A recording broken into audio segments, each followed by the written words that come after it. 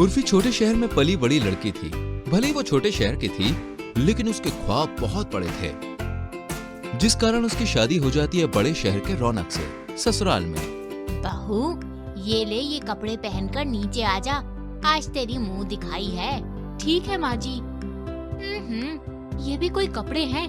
मैंने सोचा बड़े शहर में शादी हो रही है तो मॉडर्न ख्यालात वाले लोग होंगे, लेकिन ये तो मुझे साड़ी में ढककर रखना चाहते हैं। लेकिन नहीं, मैं ऐसा नहीं होने दूंगी। वहीं शाम को उर्फी मच्छर वाली कॉयल की ड्रेस बनाकर पहन के सबके सामने चली जाती है। ये क्या बेशर्मी है बहू, जो साड़ी दी थी वो कहाँ गई?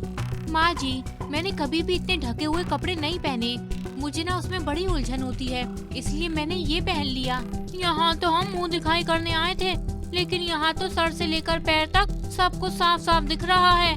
सही कहा बहन, जो चीज ढक कर रखनी चाहिए उसे तो ये बेशरम खोल कर दिखा रही है। जाने कैसी बहू लाई है किशोरी जी। हाँ, चलो बहनों। फिर सभी औरतें वहाँ से चली जाती है। कुलक्षणी, नाक कटा दी मेरी। मैंने सोचा था कि छोटे शहर की लड़की लाऊंगी तो संस्कारी होगी, लेकिन यहाँ तो संस्कारों का दूध माथा बनाकर पी गई है ये। मेरी भी एक्सपेक्टेशन कुछ इसके अपोजिट ही थी। खैर, सासू तेरी साड़ी के पीछे पीछे पीछे, हाजी तेरी सोच के काटा लगा। ओई माँ, ओई माँ, ओई माँ। सास ससुराल में पहले ही दिन बहू की यह हरकत देखकर सर पकड़कर बैठ जाती है। रात में, अरे बेबी, मैं तुम्हारे लिए आइसक्रीम लेकर आया था, यही रखी थी, पता नहीं कहाँ गई, मिल नहीं रही। तुमने उठाई है क्या? तभी उर्फी अपने बूब्स पर आइसक्रीम के कोन लगाकर वहाँ आती है। उर्फी, उर्फी की जवानी, I am too sexy for you, मैं तेरे हाथ ना आनी। Yes yes yes yes, I am Urfi, Urfi की जवानी, I am so hottie for you, मैं तेरे हाथ ना आनी। अरे हाथ नहीं, गले में फंदे की तरह लग गई हो, ये क्या हरकत है? बेबी, बहुत गर्मी हो रही थी तो मैंने सोचा थोड़ी सी आइसक्रीम से ठंडी हो लूं। और हमारा दिमाग गर्म कर दो। फिर पति हॉल में जाके बैठ जाता है। घर में छोटे शहर की बहू लाई, सोचा सुख शांति बनी रहेगी, लेकिन इसे तो तांडव करने का शौक है। कपड़ों से बटन ढकना तो इसे आता ही नहीं है, बस नंगी घूमने को कह दो। और तू क्या, तू बैठकर बस सुनता रहेगा या कुछ बोलेगा भी? अरे मैं लाचारा बेचारा बोलूं क्या, जिसकी बीवी निकली आवारा। अब उर्फी आए दिन उल जुलूल कपड़े पहनकर घर में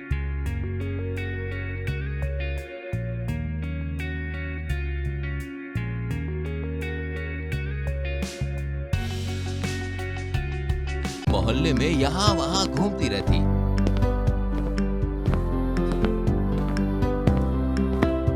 एक दिन की बात है। अरे वाह, साड़ी में कितनी सुंदर लग रही हो जान, बिल्कुल परी जैसी लग रही हो। May God gives you wings। Urfi खुशी से फूल ही नहीं समाती। बस एक मिनट, अभी आई। तभी उर्फी एक हॉट से विंग से बनी हुई ड्रेस पहनकर वहाँ पे आ जाती है। मैं हुस्न परी, मैं जाने जहाँ, मैं सबसे हंसी, मैं सबसे जवां। हाँ निरमा, वॉशिंग पाउडर निरमा। क्या माँ जी, गाने का कबाड़ा कर दिया। निरमा से तुझे भी धुल दूंगी, चल जा, भाग यहाँ से। बहू नहीं, सर पर तांडव करने के लिए डायन आई है मेरे घर में। इसका बदला तो जरूर लूंगी मैं। फिर एक दिन घर में कोई फंक्शन होने वाला होता है और सास ढेर सारी मिठाइयाँ बनाकर रखी होती है। उर्फी बहू, अरे ओ बहू, मैंने यहाँ चांदी के पेपर्स रखे थे मिठाई पर चिपकाने के लिए, कहाँ गए वो सारे? तभी उर्फी चांदी को अपने ब्रेस्ट पर लगाकर बाहर निकलती है। ये क्या किया उल्टा कुलक्षणी तूने? अरे उर्फी, ये सब क्या है?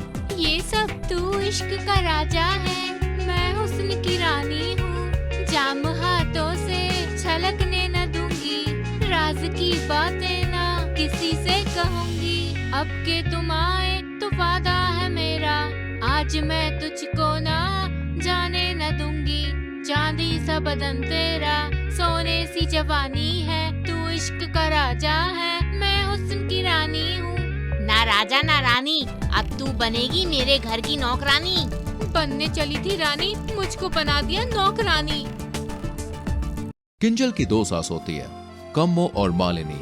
दरअसल किंजल के स्वर्गवासी ससुर ने 2 शादियां की हुई थी। पहली शादी कम्मो से और दूसरी शादी मालिनी से।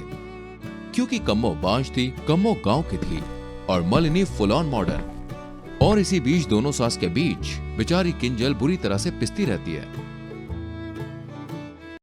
अरे ओ किंजलिया, अरे कहाँ मर गई? एक ठो पानी का गिलास लाने में इतना टाइम लागत है क्या?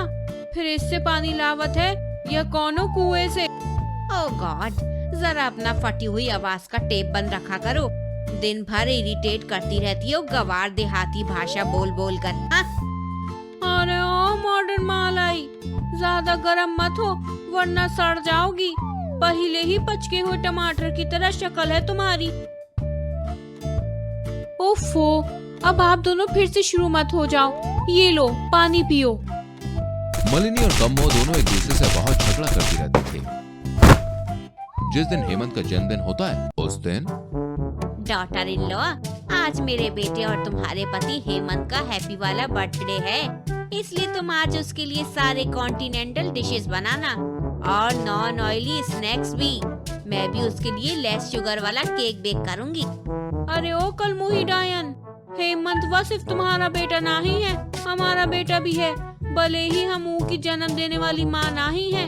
किंजलिया, आज तो छोले भटूरे, दम आलू, कचौड़ियाँ, जलेबियाँ, सारे मस्त मस्त पकवान बनाना। आज तो मजा ही आ जाएगा। एकदम लल्लन टॉप तरीके से बनाएंगे हमारे हेमंत वा का बर्थडे। नहीं, मेरा हेमंत ये सब तला भुना खाना नहीं खाएगा। तेरी तो ऐसी की तैसी कम्मो कमीनी, खुद तो है ही भैंस, मेरे बेटे को भी अपनी तरह बनाना चाहती है क्या? क्या कहा तूने? और फिर क्या, दोनों सास झाड़ू और बैम्बू उठाकर एक दूसरे के साथ लड़ने लग जाती है और एक दूसरे के बाल भी नोचती है। तभी किंजल परेशान होकर चिल्ला पड़ती है, बस जंगली बिल्लियों की तरह लड़ना बंद कर दो आप दोनों। जब देखो तब लड़ती रहती हो। जानवर भी इतना नहीं लड़ते होंगे जितना आप दोनों सौतने लड़ती हो। आप दोनों रहो ऐसे ही लड़ते हुए। मैं हेमंत का बर्थडे किसी होटल में मना लूं। दिन बीतते जाते हैं और दोनों सास अपने झगड़ों पर फुल स्टॉप लगाने का नाम ही नहीं लेती। उल्टा गुजरते समय के साथ दोनों के बीच और भी ज्यादा झगड़े होने लगते हैं। एक रोज, हाय रे, मेरा पैर गया काम से। अरे ओ मेरी चल्ली किंजलिया, तने को तेल की शीशी लाकर मेरे पैरों की मालिश तो कर दे। ओ हेलो गंवारों की गंवार, किंजल अब मेरे साथ पार्लर और शॉपिंग के लिए जा रही है। खुद ही करती बैठो अपनी तेल मालिश अपने इस गंदे बदबूदार गांव के घटिया तेल से। अरे ओ बुड्ढी अम्मा, इस उम्र में खांसने लग गई का? चल चल चलती बन। किंजलिया तू इधर आ, हमार काम कर। ये चुड़ैल को जाके करने दे लीपा पोती और बुटॉक। हर महीने अपने सफेद बाल और झुर्रियाँ छुपाने पार्लर में भागत है ये तो। How dare you say that? अपनी शक्ल देखी है आईने में?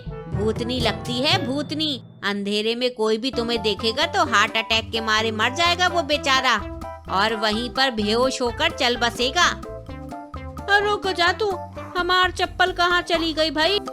कम्मो अपनी चप्पल मलिनी पर फेंक मारती है और फिर से दोनों में कहासुनी हो जाती है। मलिनी और कम्मो दोनों के बढ़ते झगड़ों के कारण किंजल दोनों के कहे गए काम करती है और दोनों को निराश नहीं करती। कम्मो माँ जी, मैंने आपका लिट्टी चोखा बनाकर रख दिया है, खा लेना।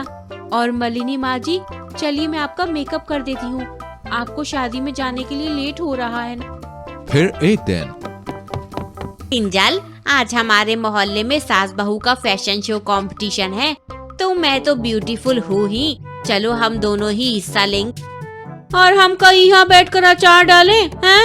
ओ किंजलिया, हम तुम्हारी पड़ोसन ना है, तुम्हारी सास है। हम दोनों पार्ट लेंगे और फैशन शो में। कमरिया कारेला पालाप लाली पाप लागेलू, मस्त ऐसे ही नाचेंगे और ठमका मारेंगे हम दोनों। छी, so cheap and low class. इतनी बदसूरत औरत को डांस करते हुए देख लोग तालियां नहीं चप्पल फेंक कर मारेंगे तुम पर। क्या कहा? मलिनी और कम्मो फिर से एक दूसरे को मारने लग जाती है और इन सबसे परेशान होकर किंजल अपना सूटकेस उठाती है और घर से बाहर निकलती है। मैं जा रही हूँ अपने मैके, वो भी हमेशा हमेशा के लिए। आप दोनों लड़ती बैठो यहाँ पर, मैं परेशान हो गई हूँ आप दोनों से। किंजल घर छोड़कर जा ही रही होती है कि तभी दोनों सास बहू घबरा जाती है और वो दोनों किंजल से माफी मांगती है। Kinjal, I am really sorry बेटा। हम दोनों सौतने अब आइंदा फिर कभी झगड़ा नहीं करेंगे और समझदारी और खुशी से एक दूसरे के साथ मिलकर रहेंगे। हाँ किंजलिया, माफ कर दे बहुरिया, हम दोनों अब एकदम अच्छी तरह एक दूसरे के साथ बर्ताव करेंगे। हमका एक आखिरी मौका दे ही दो। और फिर दोनों सास उस दिन से एक दूसरे के साथ हंसी खुशी रहने लगती हैं और लड़ना झगड़ना बंद कर देती हैं।